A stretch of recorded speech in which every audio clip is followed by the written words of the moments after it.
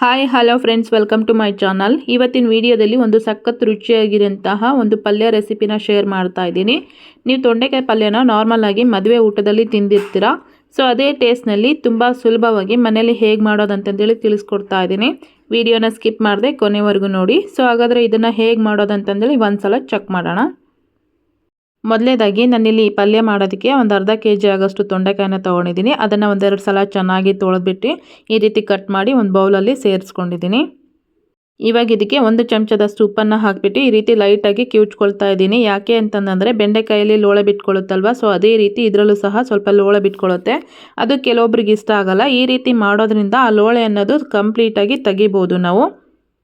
So ಕೆಲವೊಬ್ಬರು ಹಾಗೆ ಡೈರೆಕ್ಟಾಗಿ ಸಮೇತ ಹಾಕ್ಕೊಂಡು ಮಾಡ್ಕೊಳ್ತಾರೆ. ಆ ರೀತಿ ಮಾಡೋದಕ್ಕಿಂತ ಈ ರೀತಿ ಮಾಡಿಕೊಂಡ್ರೆ ಸ್ವಲ್ಪ ಟೇಸ್ಟ್ ಅನ್ನೋದು ಡಿಫ್ರೆಂಟ್ ಆಗಿರುತ್ತೆ. ತೊಂಡೆಕಾಯಲ್ಲಿರ್ತಕ್ಕಂಥ ಲೋಳೆ ಎಲ್ಲ ತೆಗೆದ್ಬಿಟ್ಟು ಅದನ್ನು ಒಂದೆರಡು ಸಲ ಚೆನ್ನಾಗಿ ತೊಳೆದು ಸೈಡಿಗೆ ಎತ್ತಿಟ್ಕೊಂಡಿದ್ದೀನಿ.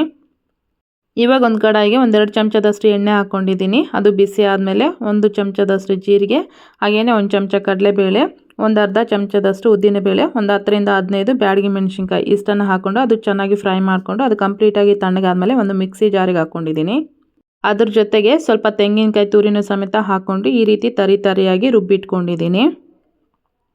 ಇವಾಗ ಅದೇ ಕಡಾಯಿಗೆ ಸ್ವಲ್ಪ ಎಣ್ಣೆ ಹಾಕ್ಕೊಂಡು ಅದು ಬಿಸಿ ಆದಮೇಲೆ ಸ್ವಲ್ಪ ಸಾಸಿವೆ, ಜೀರಿಗೆ, ಹಾಗೆಯೇ ಸ್ವಲ್ಪ ಬೆಳ್ಳುಳ್ಳಿ, 2 ಈರುಳ್ಳಿನ ಈ ರೀತಿ ಸಣ್ಣದಾಗಿ ಕಟ್ ಮಾಡಿ ಹಾಕ್ಕೊಂಡಿದ್ದೀನಿ. ಅದ್ರ ಜೊತೆಗೇ ಸ್ವಲ್ಪ ಕರಿಬೇವಿನ ಸೊಪ್ಪನ್ನು ಸಮೇತ ಹಾಕ್ಕೊಂಡು ಫ್ರೈ ಮಾಡ್ಕೊಳ್ತಾ ಇದ್ದೀನಿ. ಈರುಳ್ಳಿನ ನಾವು ಸ್ವಲ್ಪ ಗೋಲ್ಡನ್ ಕಲರ್ ಬರೋವರೆಗೂ ಫ್ರೈ ಮಾಡ್ಕೋಬೇಕಾಗತ್ತೆ. ನೋಡ್ತಾ ಇದ್ದೀರಲ್ವ, ಈರುಳ್ಳಿ ಎಲ್ಲ ಚೆನ್ನಾಗಿ ಫ್ರೈ ಆಗಿದೆ. ಇವಾಗ ನಾನು ಕಟ್ ಮಾಡಿ ಇಟ್ಕೊಂಡಿರೋಂಥ ತೊಂಡೆಕಾಯಿ ಏನಿತ್ತಲ್ವ ಅದನ್ನು ಸಮೇತ ಇದರಲ್ಲಿ ಹಾಕ್ಕೊಳ್ತಾ ಇದ್ದೀನಿ. ಕೆಲವೊಬ್ರು ಇದನ್ನು ಕುಕ್ಕರಲ್ಲಿ ಬೇಯಿಸಿ ಮಾಡ್ತಾರೆ. ಸೊ ಆ ಥರನೂ ಮಾಡ್ಕೋಬೋದು. ತೊಂಡೆಕಾಯಿ ಹಾಕಿದ ಮೇಲೆ ಒಂದು ಸಲ ಈ ರೀತಿ ಚೆನ್ನಾಗಿ ಮಿಕ್ಸ್ ಮಾಡಿಕೊಂಡು ಒಂದು 1/4 ಚಮಚದಷ್ಟು ಅರಿಶಿನ ಪುಡಿ, ಹಾಗೆಯೇ ರುಚಿಗೆ ತಕ್ಕಷ್ಟು ಉಪ್ಪನ್ನು ಹಾಕಿಬಿಟ್ಟು ಇದನ್ನು ಒಂದು 10 ನಿಮಿಷ ನಾನು ಮೀಡಿಯಮ್ ಫ್ಲೇಮಲ್ಲಿಟ್ಟು ಬೇಯೋದಕ್ಕೆ ಬಿಡ್ತಾ ಇದ್ದೀನಿ. 10 ನಿಮಿಷ ಆಗಿದೆ ನೋಡಿ. ಇವಾಗ ಮುಚ್ಚಳ ಓಪನ್ ಮಾಡ್ತಾ ಇದ್ದೀನಿ.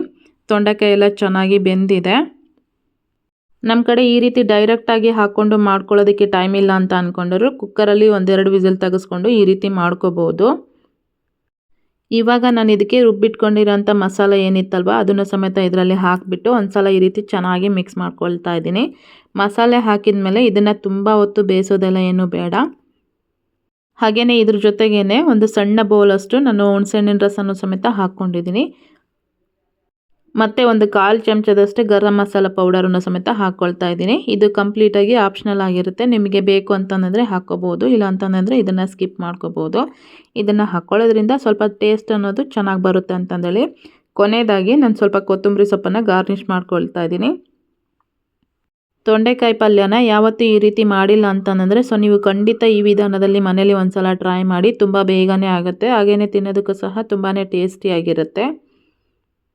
ಸೊ ನೋಡಿದ್ರಲ್ವ ಇವತ್ತಿನ ರೆಸಿಪಿ ನಿಮಗೆಲ್ಲ ಇಷ್ಟ ಆಗಿದೆ ಅನ್ಕೋತೀನಿ. ಇಷ್ಟ ಆಗಿದ್ದರೆ ಈ ವಿಡಿಯೋಗೆ ಒಂದು ಲೈಕ್ ಮಾಡಿ, ಕಮೆಂಟ್ ಮಾಡಿ, ಶೇರ್ ಮಾಡೋದನ್ನು ಸಹ ಮರಿಬೇಡಿ. Thank you.